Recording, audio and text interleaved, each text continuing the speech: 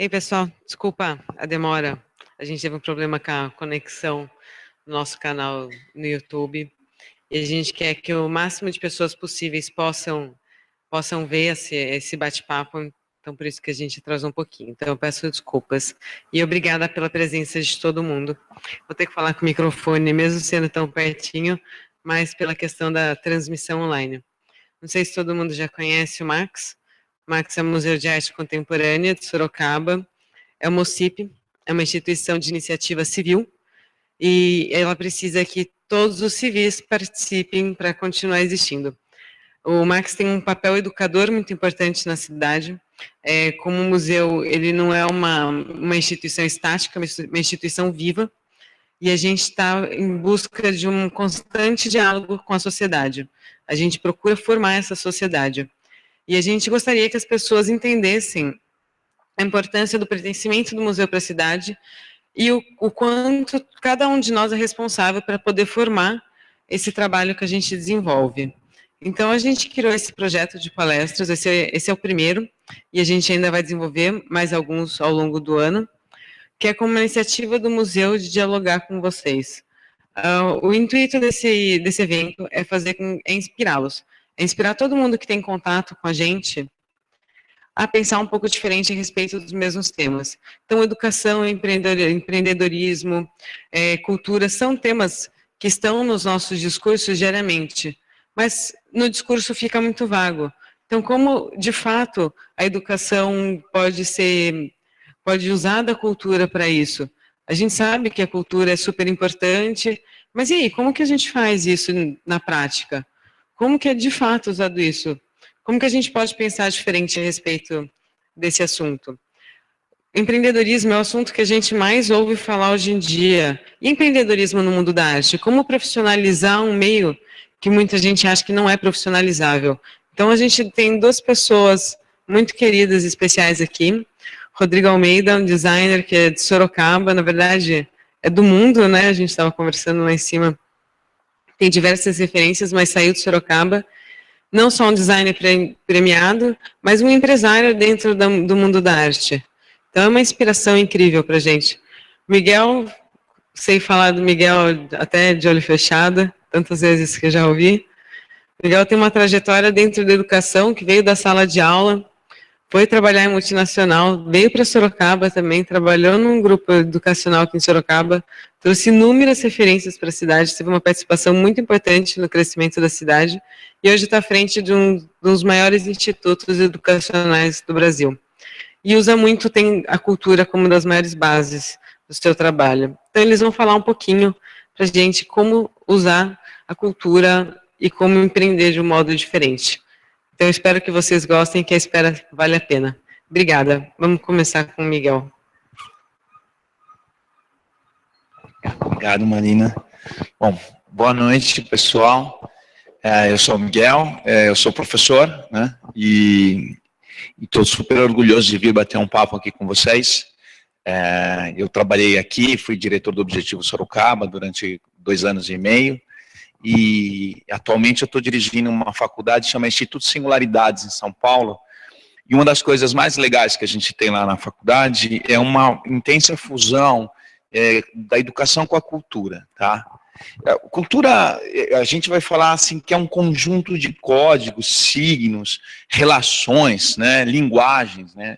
É um chassi, um suporte onde o ser humano se movimenta. A cultura talvez seja genuinamente a única coisa que o ser humano pode dizer que é dele, depois de alguns enganos que nós tivemos durante milhares de anos, né? Milênios, né?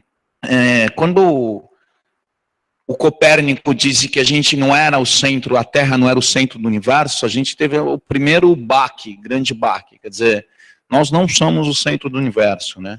E o Darwin veio e falou assim, nós não somos o centro da criação, né? Nós não somos o principal animal que existe, o principal ser vivo.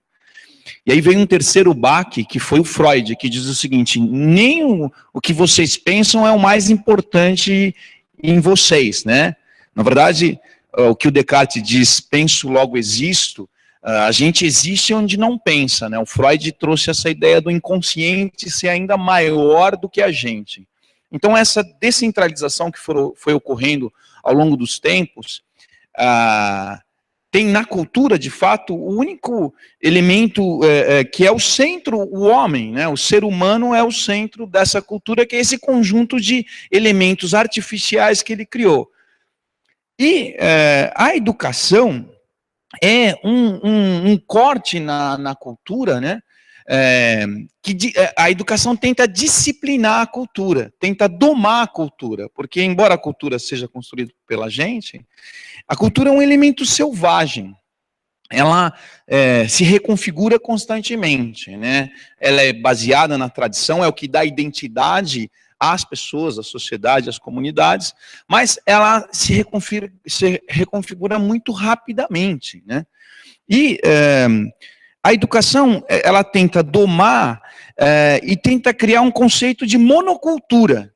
E isso é muito legal, essa ideia de monocultura na educação, porque a gente sabe que a monocultura é bastante danosa para a natureza, né? Ela é importante para os grandes centros urbanos, para gerar alimentação, mas a monocultura vai diminuindo a diversidade.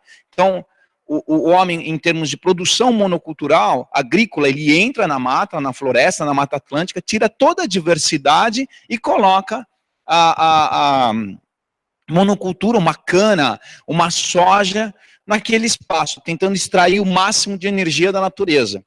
E na educação acontece isso, na educação formal é muito comum isso, né? A gente elimina todos os traços de cultura, de diferentes culturas, e coloca uma cultura, que é a cultura ocidental, a monocultura. E as outras culturas só entram na escola num dia, o dia do índio, o dia da árvore, né? Então, há uma concessão à diversidade quando nesses eventos. E essa monocultura que eu estou dizendo, essa diluição das outras culturas, né? A gente está vivendo no Brasil um fenômeno radical nesse momento, a eliminação do Ministério da Cultura e de todas essas políticas afirmativas que apareceram, né, do negro, da mulher, do gênero, são questões decorrentes dessa visão totalitária, né, dessa visão economicista. E a educação formal, ela tem essa concepção. Então, lá na faculdade, a gente tenta trabalhar muito a multiculturalidade, quer dizer, um espaço educativo, ele tem que permitir a presença de diferentes culturas, né? O ser humano, ele só é ser humano quando ele permite o outro, né? Então, eu vou passar um rápido vídeo para vocês, de um momento na história da humanidade, onde se tentou eliminar a diversidade e a cultura, tá? Chama Francine esse vídeo. Vou passar rapidamente aqui para vocês. A gente está com som? Para ilustrar um pouquinho dessa concepção de multiculturalidade e da importância do outro, né? Vamos ver se a gente consegue passar aqui. Tá. Je m'appelle Francine Christophe. Je suis née à 18 ans. Não está passando? Você consegue mudar? Bom, então, qual que é a ideia? A ideia é você trazer diferentes fontes. Eu sou biólogo, né? Eu me aventurei para o mundo da educação e da cultura, mas a minha formação é bióloga. E quando a gente tem um animal, um cachorro de raça, onde você foi eliminando a diversidade, né? Você tem uma determinada característica desse organismo, mas você tem um organismo muito frágil. Você sabe que os cachorros de raça, eles qualquer coisa, eles ficam doentes. Já um vira-lata, que é um híbrido, que ele traz um monte de informação genética, ele é muito resistente, né? Os vira-latas, eles são muito resistentes. E o sonho na escola é produzir uma cultura, uma educação que seja vira-lata, no sentido onde você possa trazer diferentes matizes culturais, né? Não sei se vocês estão acompanhando a Base Nacional Comum, a discussão sobre o currículo nacional. A gente está vivendo um momento na nação onde a gente está discutindo a ideia de um currículo. E ocorreu um fenômeno muito interessante no currículo proposto de história. A história, em vez de se propor uma história, a primeira proposta de currículo de história, em vez de se propor uma história ocidental e cronológica, se propôs uma história multicultural, falando do negro, falando do índio, dos quilombolas, da história dessas pessoas que são silenciadas, dessas etnias que são silenciadas, esses grupos. Isso gerou uma baita de uma polêmica, né? Como que a gente vai falar do negro, né? Como que a gente vai falar do índio, né? Como vamos falar dos quilombolas? Então, essa polêmica foi muito interessante para apontar que a gente não fala da história da África, por exemplo. A história, o modelo Sul-Sul foi silenciado. A gente fala da história do Norte. Evidentemente que a proposição foi muito radical na educação. A ideia foi também, por outro lado, eliminar uma parte da cultura ocidental que a gente está acostumado a trabalhar. Então, nesse sentido, embora bastante radical, no sentido de ir às raízes, essa proposição do currículo foi sensacional, porque levantou uma série de questionamentos e apontou um monte de coisa que a gente não estava percebendo. Então, agora, vou passar esse vídeo para vocês, para que a gente... Será que eu consigo voltar ele? Bom, é a Francine. Vamos ver quem é a Francine.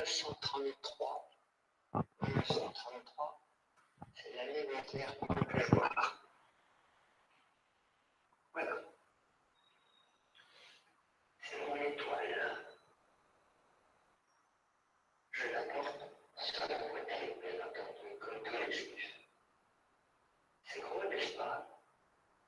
Surtout sur la poitrine d'enfant, puisque j'ai 8 ans à ce moment-là. Il s'est passé dans l'école de Bergen-Belsen quelque chose de tout à fait extraordinaire. Je rappelle que nous étions les enfants des privilégiés et à ce titre privilégiés, donc nous avions eu le droit d'emporter de France un petit sac avec 2-3 petites choses. Une femme un petit bout de chocolat, une femme un petit morceau de sucre, une femme un petit peu maigrie. Maman avait emporté 2 petits morceaux de chocolat. Elle me disait, on garde ça pour le jour où je te verrai vraiment complètement par terre. Fichu, je te donnerai ce chocolat, il t'aidera peut-être à remonter. Or, il y avait parmi nous une femme qui avait été portée lorsqu'elle était enceinte.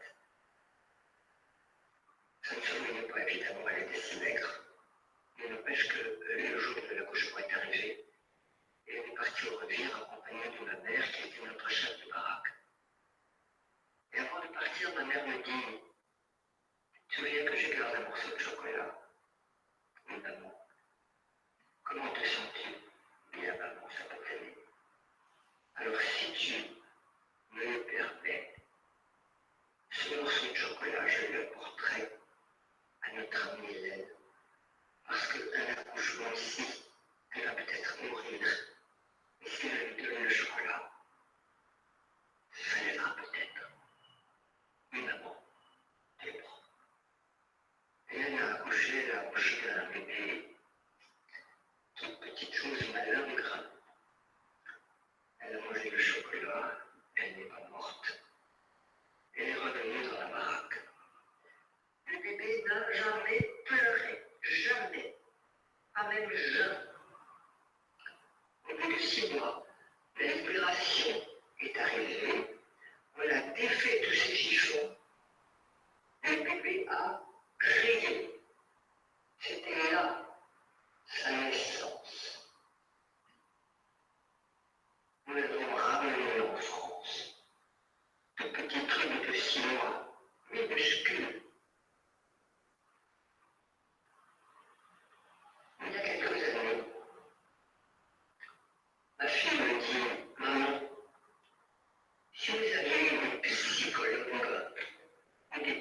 vaincre votre retour, ce sera mieux passé pour vous. Je dis sûrement, mais il n'y en avait pas. Et personne n'y a pensé de suite dans la nature. Mais il me donne une bonne idée. On va faire une conférence là-dessus. J'ai organisé une conférence sur le thème. Et s'il y avait une option 1945 à notre retour de camp, comment est-ce que ça se serait passé? J'ai beaucoup de monde, des anciens, des survivants, des curieux, et puis beaucoup de psychologues, psychiatres, psychothérapeutes, tout ce qu'on a vu. Très intéressant. Chacun avait son goût, c'était très bien. Et puis il y a une femme qui est arrivée et qui a dit, moi, j'habite Marseille, je suis médecin psychiatre. Et avant de me faire la communication, j'ai quelque chose à donner à Francine Christophe, c'est-à-dire à moi. Elle fouille dans sa poche, elle sort un morceau de chocolat, elle me le donne et elle me dit, je suis le bébé. Muito legal esse texto, porque no fundo, cotidianamente a educação formal tenta eliminar etnias, né? Eliminar culturas, silenciar discursos, né? E em cada um desses discursos existem muitos chocolates, né? E a gente está vivendo nesse momento do Brasil, esse momento do Brasil, aquela foto que a gente viu, o homem branco de 60 anos, representa muito dessa visão de monocultura, né, de hegemonia, né? Então, isso tem sido denunciado constantemente ao longo... Opa, voltou. Isso tem sido denunciado constantemente ao longo da história. Opa, conseguiu? Legal. Então, a gente tem tentado, a escola, uma série de grupos tem tentado denunciar essa questão desse silenciamento, dessa monocultura, que tem o mesmo sentido da monocultura agrícola, né? Então, a gente não fala, a gente não vê os heróis negros, a gente tem a história do índio como um índio que era indolente, né? A gente associa a Bahia como algo muito malandra. Então, tudo que no Brasil foge à ideia de uma multiculturalidade tende a cair, tende a ser tratado no mundo escolar ou no mundo educativo de uma maneira pejorativa.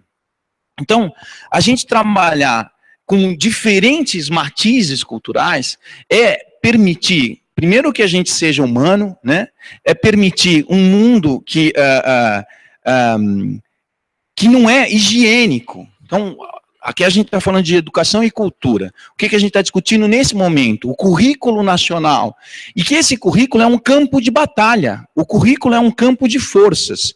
E principalmente de forças culturais, que tentam colocar suas pautas para que os estudantes, para que as crianças conheçam outros mundos que não o mundo branco, de meia-idade, cristão, né? Então, a faculdade que eu trabalho tem tentado fazer os mais variados eventos onde você mistura culturas. Você mistura a cultura erudita, que é o que a gente fala, porque quando a gente fala em cultura, é muito comum a gente imaginar esse homem cultivado, elitizado, erudito, né? E a gente não fala do maracatu. Então, a cultura, ela é toda essa produção, organizado ou não, que diferentes grupos sociais produziram, e que deve estar presente na escola. E a gente tem tentado fugir dessa visão. De um lado, elitista. De outro, a da cultura de massa, né? A da indústria cultural, que também traz e impõe um modelo que a gente, às vezes, fala, pô, vamos trazer um funk, não sei o que, para a escola. Mas também a gente não pode imaginar que o fato de ser uma expressão popular também não tenha por trás uma estrutura de indústria cultural. Então a gente tem tentado discutir tanto a elitização da cultura quanto a massificação. que era lá um pessoal lá da escola de Frankfurt, no começo do século passado, que foi tematizando isso. E nesse sentido, qual que é a nossa ideia? Constantemente, vamos ver se eu consigo colocar isso aqui, a gente quer fugir de um modelo. Tá lá, ele não aparece aqui. Fabril, né? Onde isso aqui é uma metáfora da educação. A gente vai trabalhando com as crianças constantemente, o professor, mas ele não sabe o que vai acontecer lá na ponta. Cotidianamente ele faz isso. E o trabalho com diferentes culturas, ele promove uma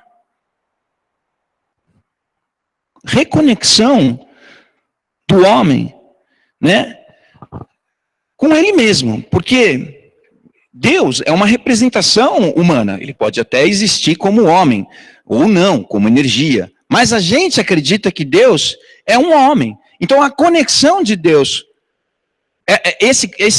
essa pintura do Michelangelo na Capela Sistina, mostra exatamente essa reconexão do homem com ele mesmo, com o que tem de divino. E o que tem de divino é a sua produção, né? O que tem que extrapola ele é a cultura. Eu, quando morrer, vou desaparecer, mas a cultura que me extrapolou, que foi produzida, permanece.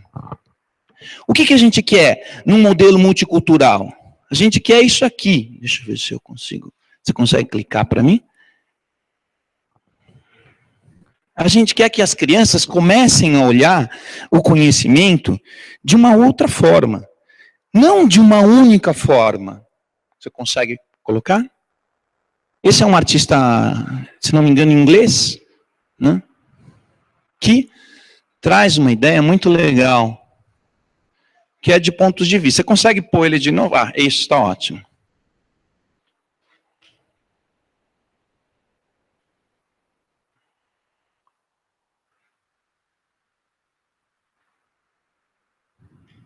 Quando a escola traz diferentes formas de ver, né, quando a gente traz diferentes modelos culturais, a gente começa a relativizar e entender o outro. Tudo que a Francine está falando é que a gente precisa de empatia. Mas se eu trabalho com um modelo único, uma monocultura, eu não sei quem é o outro.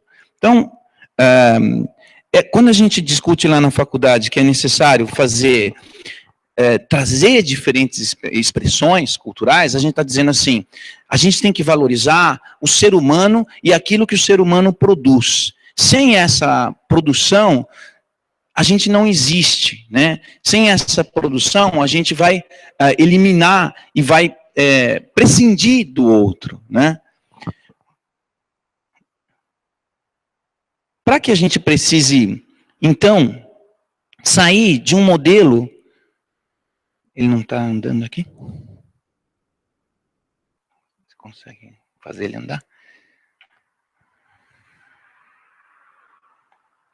Para que a gente saia desse modelo, mais uma, narcísico, né? Eu estou aqui com um designer, né, aqui na minha frente, e eu sempre faço, acho que a Marina já viu eu falando esse exemplo, o iPhone, quando o Johnny Ive bolou, no livro dele ele fala uma coisa muito legal. O sonho dele era fazer um celular que lembrasse uma piscina infinita, né? E ela aquelas piscinas, não sei se vocês já viram, que tem lá, que você olha, parece que não acaba, né? Quando você olha o iPhone de ladinho, ele lembra essa piscina infinita, né? E o louco é que, no fundo, isso aqui, como que a gente está fazendo? A gente está cada vez mais com essa postura narcísica, né? De mergulhar no celular, né? E mergulhar onde? Você mergulha no Facebook, que são seus amigos, que é uma boa representação do que é você. E que, nesse momento de crise, o que foi acontecendo? Você abria seu Facebook, você via alguém falando, nessa polarização nacional, você via alguém falando uma coisa que você não queria. Aí como é que a gente faz quando não gosta do que a pessoa está falando no Facebook? A gente elimina a pessoa, tem um nome, bloqueia. né? Então você foi bloqueando, e com o tempo, eu mesmo bloqueei um monte de gente, comecei a falar, nossa, tá legal hoje o Facebook tá ficando cada vez mais legal, porque as pessoas estão falando aquilo que eu acho, né? E no fundo era uma representação narcísica, porque eu estava vendo cada vez mais a mim. Então essa discussão de cultura que eu estou dizendo, de monocultura, de narcisismo, dessa crise narcísica que a gente teve, quando eu acabei de falar, o Copérnico, o Darwin, o Freud, todos eles foram dizendo assim, cara, você não é o centro, né? Existem muitos centros, e a escola trabalha com um único centro, e cada vez mais a gente tem tentado, quem tem uma visão multiculturalista, reagir contra esse modelo hegemônico, e cada vez mais outras forças vêm. Tudo que está acontecendo agora na cultura, por exemplo, no âmbito das ações afirmativas, que por decreto sumiu, e essa semana, há 2 semanas, a Assembleia Legislativa de Alagoas fez o quê? Proibiu o professor de se expressar. Então, tudo isso faz parte de um processo de tentativa de manutenção de um único tipo de cultura, de um único tipo de discurso, né? Então, a relação entre educação e cultura, para terminar, é que a educação é um recorte da cultura, é uma forma de disciplinarizar a cultura, por isso tem a cultura, né? Por isso tem as disciplinas escolares, e que, se a gente não tiver uma reação crítica, no sentido de ampliar as possibilidades da educação como heterogeneidade cultural, cada vez mais a gente vai formar um discurso único.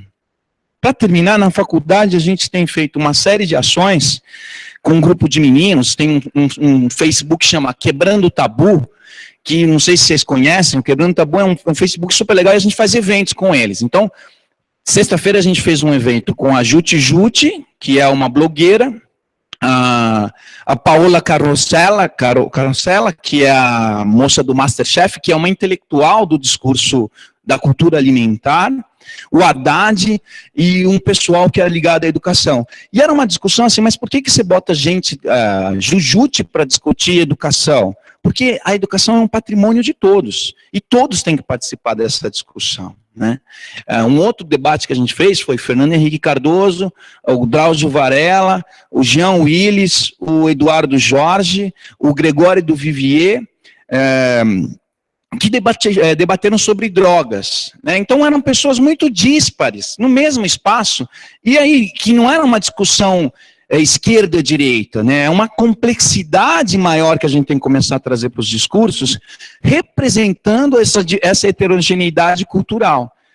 É isso. Então, para terminar, a gente só tem 20 minutos, né? Tá.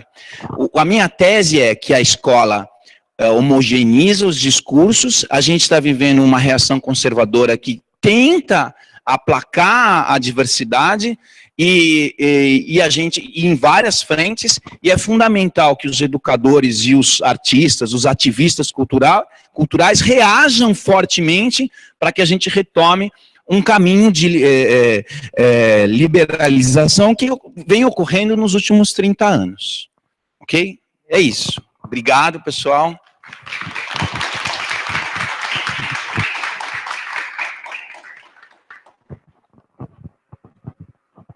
Rodrigo. Já está aqui?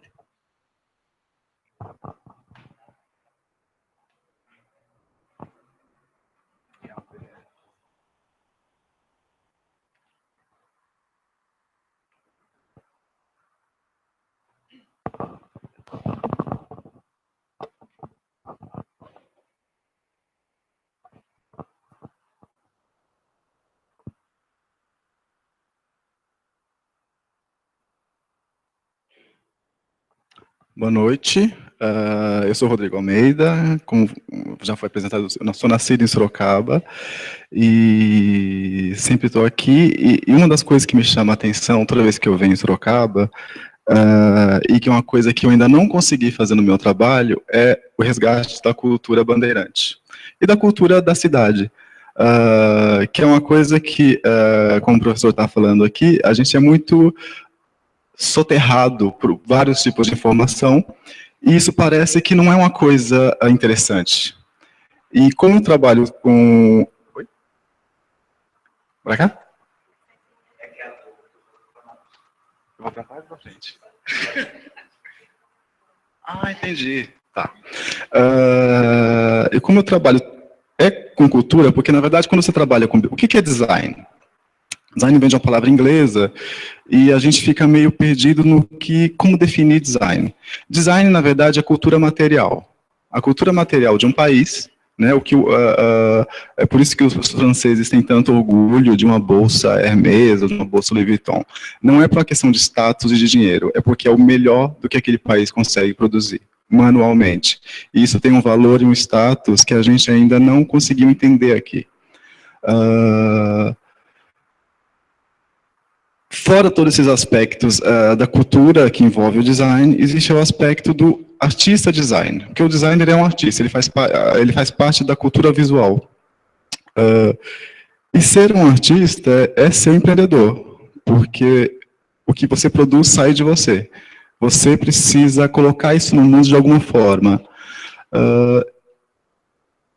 Eu vou contar meu depoimento aqui, nascido em Sorocaba, há 20 anos atrás, quando eu estudava aqui, enfim, era adolescente, não existia informação, não tinha internet. Então, eu sou, acho, das últimas gerações que não tinha internet.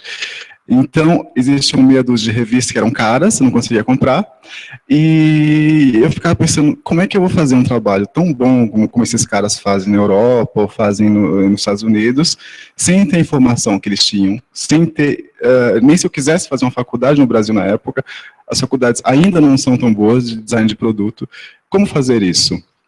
E hoje eu sei como fazer isso, é você olhar para estar mais perto de você. O que for mais a sua verdade. Claro que tudo isso precisa ser colocado de uma forma... a embalagem de tudo isso é que é difícil, porque por mais que você relate a sua verdade, existe uma questão de um certo padronização internacional que você precisa entender para você subverter. Então, isso é uma questão um pouco mais complexa, mas muito mais fácil de ser vivenciada hoje. Hoje você não precisa ir para Milão, você não precisa ir para Paris para você ver os produtos. Claro que a percepção de você ver pessoalmente é sempre boa, mas é possível você ter uma percepção quase exata, né? Através da internet, que é uma ferramenta incrível, se eu sou viciado. Então tem todas essas questões. Eu acho que uma coisa que é bacana também, quem se interessa em produzir a sua própria obra, eu acho que, não sei, talvez a coisa mais importante para você ser empreendedor de você mesmo é você entender a sua própria verdade. E entender também, uma coisa que eu percebo muito, porque eu trabalho com muitas pessoas hoje em dia, é entender até onde você consegue chegar. Isso é mais complicado do que parece, porque tem muita vaidade envolvida, né? As pessoas gostam de projetar uma imagem mais interessante do que a imagem real, né? Mas é uma questão... que é muito necessária, você entender em que nível de mercado você se enquadra. Que de repente você não precisa ser um designer, exatamente um designer, você pode trabalhar com móvel, que é diferente. É diferente você ser porque, na verdade, o design é uma questão muito nova, e eu fico em dúvida se ele é mais avançado ou se ele é mais atrasado. Porque, por exemplo, vou dar um exemplo fácil que é moda. Tudo é moda.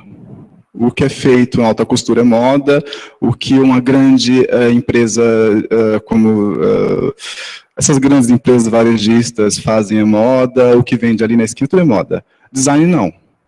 O móvel do design é um móvel específico.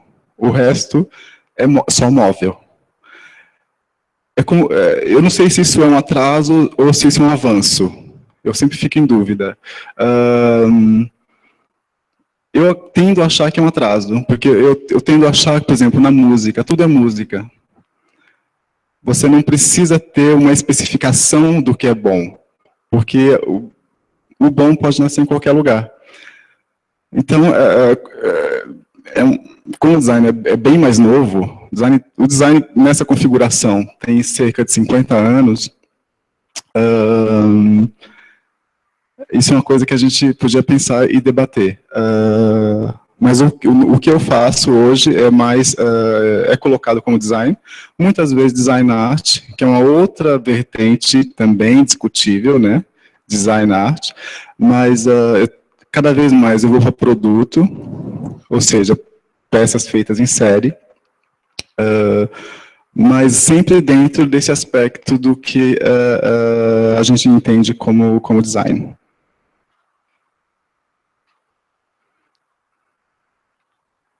Essas são umas peças recentes. Essa cadeira aqui é a esfera, a primeira, a segunda é toda feita em mármore, chama pedra. A esfera faz parte de uma coleção de 17 peças que eu fiz para uma galeria em Londres. Isso também é uma questão, assim, quase tudo que eu faço é para fora do Brasil, ainda. A Surine, essa de aço inox, eu fiz para uma marca chamada Meiji. Essa marca é bem bacana, porque nasceu dentro de uma fábrica que faz esses tubos, que na verdade são tubos para reciclar material. E são tubos de inox, é uma metalúrgica. E aí, enfim, eu tenho um amigo que é filho do dono, e aí eu visitei a fábrica e achei os tubos incríveis, e aí nasceu essa marca. Porque, na verdade, esses tubos são usados durante um tempo, depois eles se desgastam, e eles eram derretidos ou jogados fora. Aí agora a gente fez uma coleção de mobiliário, e eles são comercializados como mobiliário. Aqui é uma coleção, porque assim, um dos aspectos do meu trabalho que eu mais gosto é de ressignificar. Eu acho que é uma boa palavra, ressignificar. Porque muito se fala de design brasileiro, mas assim, o que seria uma cadeira brasileira? O que seria uma cadeira de origem africana? Mas eu não estou falando de uma cadeira africana. O que seria uma cadeira afro-brasileira? Esses objetos não existem. Né? A gente tem uma cultura nova que não teve esse desenvolvimento da cultura do objeto. Então, você não tem uma cadeira ítalo-brasileira. O que seria exatamente uma cadeira ítalo-brasileira? E aí eu tento fazer essas relações. Aqui é uma coleção que eu fiz para o Museu Afro. Na verdade, essa coleção nasceu de uma cadeira África, que inclusive faz parte aqui do acervo do museu, onde eu queria que as pessoas enxergassem a África, a questão afro-brasileira no objeto, mas que não fosse uma cadeira africana, que é completamente diferente. E aí isso surgiu de várias discussões, assim, por exemplo, eu sempre tive amigos japoneses aqui em Sorocaba mesmo, desde criança. E eu tenho vários amigos designers japoneses.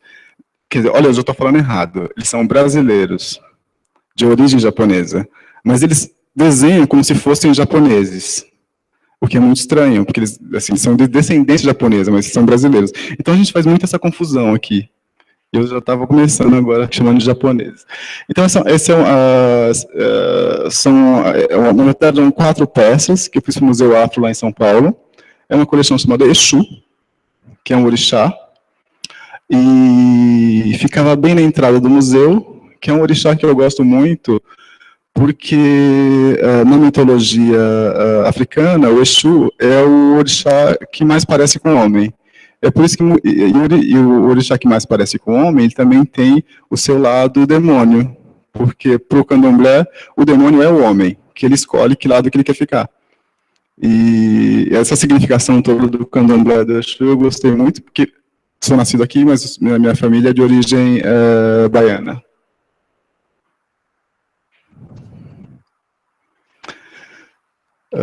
Bom, aqui tem uma cadeira chamada Oiá, que também vem de influência do candomblé no trabalho, e ali eu já entro em outra questão, que é a questão do modernismo no Brasil.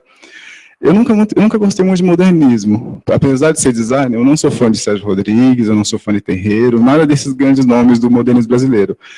Porque eu sempre achei que era mais...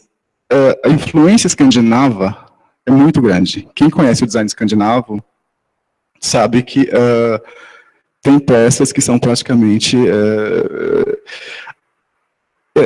isso é uma questão delicada, porque, na verdade, quando surgiu esses designers, o designer não tinha essa preocupação de ser um criador. Exatamente de ser um criador, ou exatamente de desenvolver uma estrutura de pensamento diversa. Eles... e o design escandinavo virou meio que uma escola, um jeito de fazer. É discutível, né? Mas, enfim, aconteceu e isso é uma coisa que influenciou nossa arquitetura e nosso mobiliário. Mas chegou um ponto que eu falei, não, eu preciso entender isso. Eu sei que eu não gosto, mas eu quero entender. Eu acho bacana você se propor que você não gosta também. E aí eu fui estudar o modernismo. Na verdade, o modernismo nasceu da Bauhaus, que nasceu do suprematismo russo. E aí, quando eu encontrei essa linha de pensamento, eu entendi e comecei a gostar. Porque eu sempre gostei muito da Bauhaus e sempre gostei ainda mais do suprematismo russo, do construtivismo. E aí eu comecei a fazer uma linha chamada construtivista.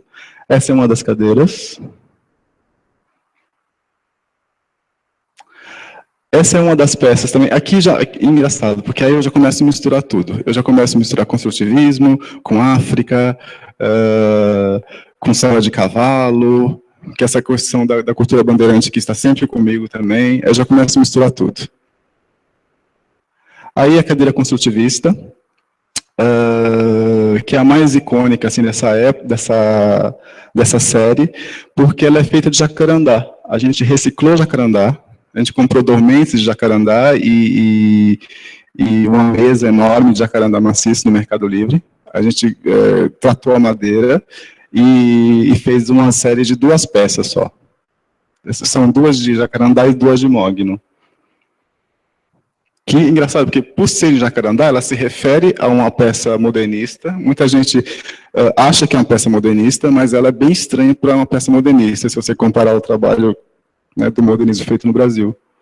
Ela é mais, se não fosse de jacarandá, ela seria mais parecida com uma peça da Bauhaus. Aqui é o banco trama. Um outro aspecto bacana, que eu acho bacana, e que faz parte do meu trabalho, é a cultura indígena. E eu sou muito aficionado pelas tramas. São tramas simples, do artesanato indígena. É engraçado, porque o artesanato indígena, para mim, é o nosso minimalismo. Se a gente fosse pensar no minimalismo brasileiro, seria o indígena.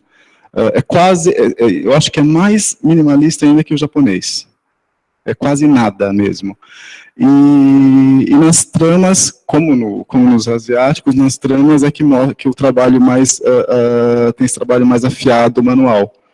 E isso é uma peça que eu fiz, na verdade, em 2009, eu acho, e agora ela está em produção em grande escala.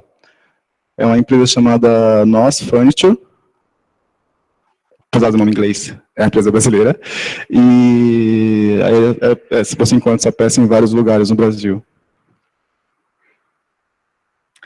Aqui também é outra peça feita em grande escala, que é uma marca de banho chamada Valvé. Então, é uma série de peças que tem formato de lantejola. Chama coleção lantejoulas, ou sequins em inglês, e onde eu aumentei o formato tradicional da lantejola, e virou espelho, virou cuba, virou acessório de banheiro, virou cabideiro, virou uma série de coisas. Que nesse momento, eu acho interessante, assim, porque eu comecei muito com design art, eu comecei muito interessado em criar uma linguagem, eu não estava preocupado se agradar, se as pessoas iam gostar, se ia ser possível ser produzido em série, e aos poucos esse trabalho foi se tornando cada vez, eu fui codificando esse trabalho de um jeito mais, eu fui simplificando o trabalho, eu fui simplificando as misturas, e chegando cada vez mais perto do produto. Agora é a Mac Talents. A Mac Talents é uma agência de designers.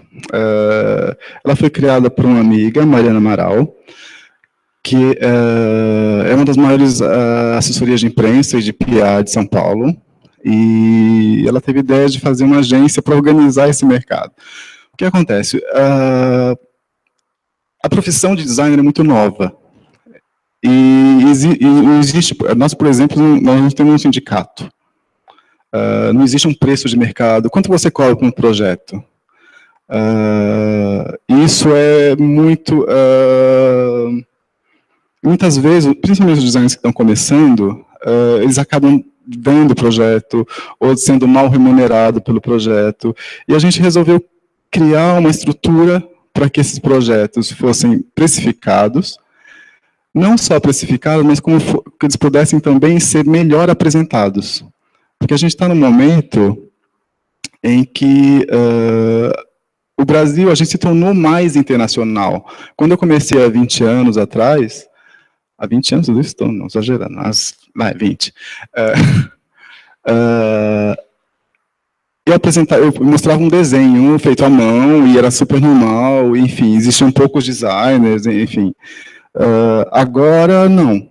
Agora as fábricas são muito mais profissionais, todo mundo sabe o que acontece no mundo, a gente tem uma gama enorme de importados de todos os níveis, desde de italiano até chinês, então as pessoas sabem a diferença de desenho, as pessoas sabem a diferença de qualidade, e isso mudou bastante a exigência que as pessoas têm sobre a entrega desse serviço de design. Ao mesmo tempo, tem um mercado que não está habituado a pagar. As grandes fábricas, elas sempre copiaram. Assim, copiando não precisa pagar. Só que agora os importados estão aqui. Então, fica muito complicado você... Né? E a gente tem uma questão também no Brasil, que é não saber copiar direito. A gente não é chinês. A gente não consegue copiar direito, a gente copia caro. Né? Então, a cópia não funciona muito bem. O que é uma questão positiva, né? Dentro dessa baguncinha que a gente arma. E aí surgiu, fazem 7, 8 meses, a Mac Talents, e a gente está tentando trabalhar essas questões. Um dos primeiros clientes foi Artefato. Aí o nosso time, a gente está com um número, acho que são 15 designers ultimamente. Esse é um trabalho que a gente fez para a Artefato, que é uma das maiores fábricas, aqui em Sorocaba, inclusive, em Peró, a fábrica. E eles comemoraram 40 anos de empresa, e eles nos encomendaram um projeto para comemorar esses 40 anos. E essa é uma cadeira clássica da Artefato, chamada Austin, clássica no sentido de que foi um grande sucesso de venda. Há anos é um grande sucesso de venda a cadeira que tem esse desenho. E aí falou, bacana, vamos fazer uma homenagem ao sucesso de venda. E vamos convidar os designers da Mac Talents para criar outras versões dessa cadeira. Como seria essa cadeira na visão dos designers. Então, todos eles utilizaram a mesma proporção da cadeira, não mudou rigorosamente nada a proporção, e criaram suas versões. Aqui tem a Naneut, a Bianca Barbato, que fez um aço perfurado, a Naneut criou uma estrutura vazada com corda, Marcelo Caruso, e aquela minha, toda de palhinha. Por que é importante isso? É importante porque, por mais que você queira ser um empreendedor, eu acho que eu tive mais tempo de me autoformar. Né? Eu tive muito mais tempo. Eu sou autodidata, eu não estudei. Porque eu tinha uma opção, ou eu pagava a faculdade, ou eu viajava. Aí eu decidi guardar uma grana e viajar. E fui para fora. Fui ver pessoalmente o que não tinha acesso aqui. Não é assim, eu acho isso, hoje eu não acho isso mais necessário. Hoje eu acho que você tem muito mais acesso à informação, mas ao mesmo tempo você tem que chegar muito mais pronto para o mercado.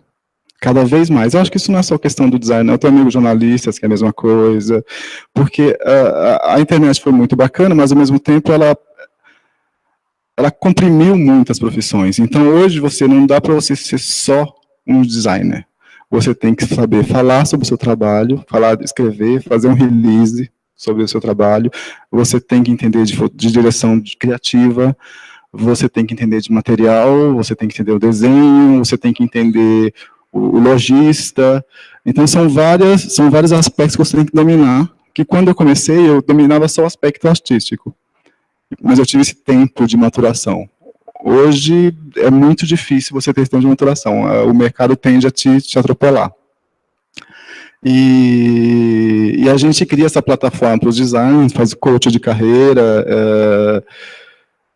eu converso, isso é uma coisa que eu faço mais no dia a dia, eu converso muito com eles e vejo para onde vai. O que você quer? Você quer ser um artista? Você quer que a sua peça esteja numa galeria? Ou você quer se especializar no mercado de luxo? Você quer vender para a grande massa? Eu vou tentando descobrir qual é a verdade do trabalho dele. Se existe isso também, porque, enfim, o trabalho do artista tem um tempo de maturação, e eu, por exemplo, comecei totalmente voltado para o mercado de luxo. É estranho falar mercado de luxo, porque, assim, na verdade, eu fiquei voltado totalmente para o mercado de arte, mais que é um luxo, porque é caro, né? Enfim, financeiramente é caro, e aos poucos eu vou cada vez mais para a indústria.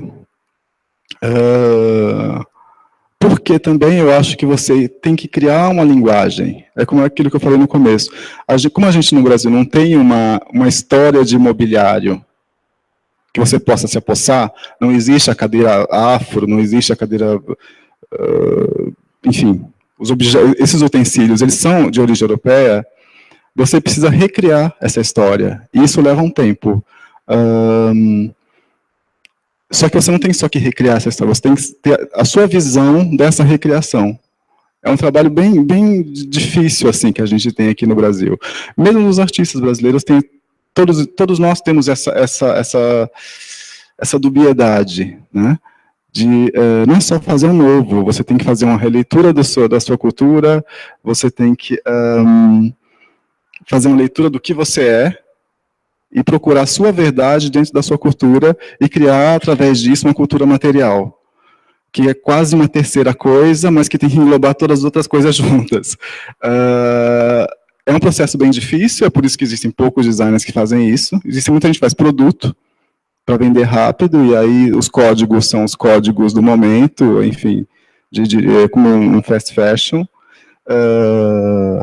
Mas os trabalhos mais interessantes e de longo prazo eu acho que passam por essas questões.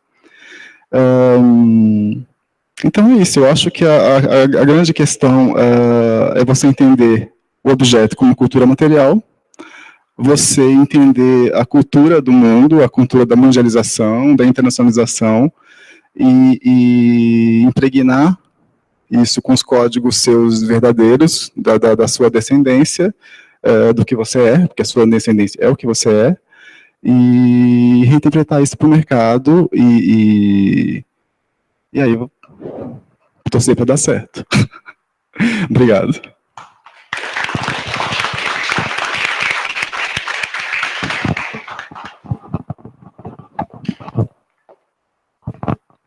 Bom, pessoal, a intenção mesmo era ser um bate-papo rapidinho. O link vai ficar disponível depois, se vocês quiserem curtir e compartilhar. Eu peço que vocês façam isso, porque quanto mais pessoas estiverem falando a respeito de cultura, quanto mais a gente puder movimentar essa economia criativa, é melhor, a gente profissionaliza mais, a gente tira alguns estigmas de que cultura é algo abstrato. Ela é essencial na formação da sociedade, ela é essencial na formação de pessoas, ela gera renda, ela gira um mercado enorme, e para isso acontecer, todos nós precisamos estar engajados nisso. Então, muito obrigada pela presença de todo mundo. Peço que vocês nos ajudem sempre que possível. Eu vou fazer uma coisa super, que não é quase meu perfil, mas eu vou pedir. Tem uma urna ali. A gente não cobrou essa palestra, e a gente praticamente não cobra nenhum dos nossos eventos, mas quem puder ajudar, o quanto puder ajudar, é sempre muito bem-vindo. Se vocês entrarem no site do Max, dá para vocês assinarem nossos conteúdos. A gente tem um programa de geração de conteúdo online super ativo, então sempre vocês vão ver vídeos sendo postados, os artistas falando como eles trabalham, a gente tem curadores falando sobre também esse mundo da arte, formadores de opinião. Vocês podem assinar o nosso conteúdo, ele é gratuito, mas também quem puder ajudar, tanto financeiramente quanto compartilhando essa experiência, é muito importante. Obrigada a todos, Miguel e Rodrigo, muito obrigado por virem de São Paulo. Obrigado mesmo. Até mais.